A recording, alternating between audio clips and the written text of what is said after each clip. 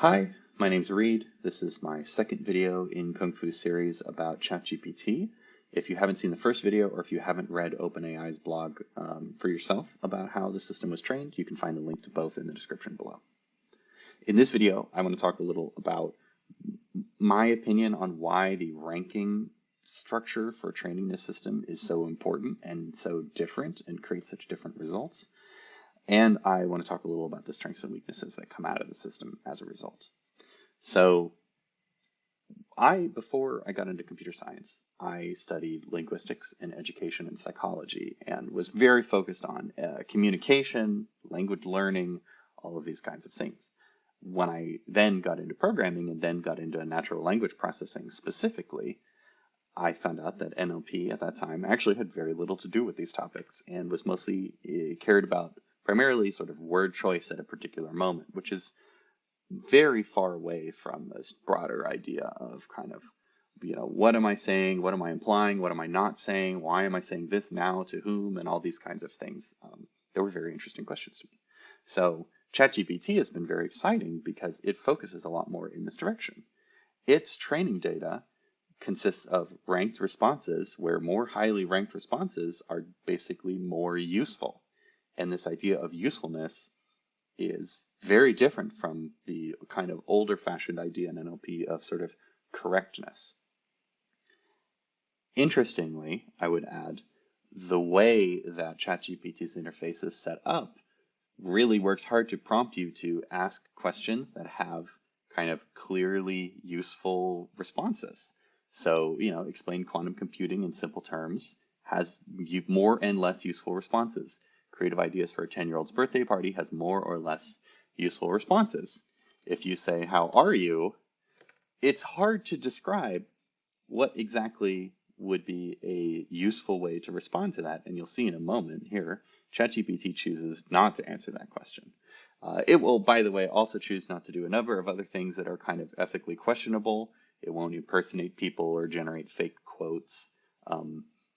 Perhaps if you try really hard, you can trick it into doing that, and they mention that on the limitations part of the page, but generally speaking, it does a good job of not doing those things. What's critical to remember, though, about ChatGPT is that it doesn't live in the real world, as it just told us. It doesn't actually know what's useful or not. It knows what text looks like a useful answer. And when I say looks like a useful answer, what I mean is looks like highly ranked training data examples from similar prompts, as we kind of talked about in the last video. So that means a couple things. One, that means that the kind of onus for defining or teaching ChatGPT what's useful lies on the AI trainers at OpenAI and lies on kind of that institution to make good decisions about how to create its training data. That's one huge thing to keep in mind. Secondly, having played with this now for a while, I have found it to basically be kind of like a new type of search engine where it's not matching the exact, phrase that you're typing in and looking for that, but it generally understands that you want something and it can try to fill that need, or it can build something that looks like it should fill that need. That's really exciting because to me, I think that is kind of the cornerstone of real communication and not just sort of words on a page. There's sort of a purpose and there's an intent and an understanding that I have a question, I have a desire, and it can respond to that. So that's extremely exciting. That also kind of places some inherent limits on the system because it's not matching facts. It looks like it's using logic. It's generally not using logic in the same way that a human being would. So ChatGPT is really good at generating starting points. It's really good at helping you kind of come up with inspiration or come up with examples.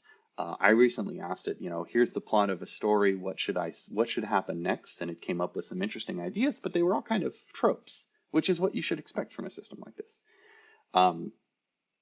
As a result, it's really good at understanding your need and generating something that fits in the spot that your need creates.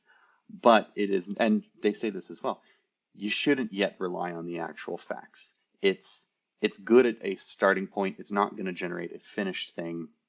You should always be careful to go through, check the facts, change it, really use it as inspiration. Don't use it as a full answer. But it is an amazing system, and I think it's a great sign of things to come.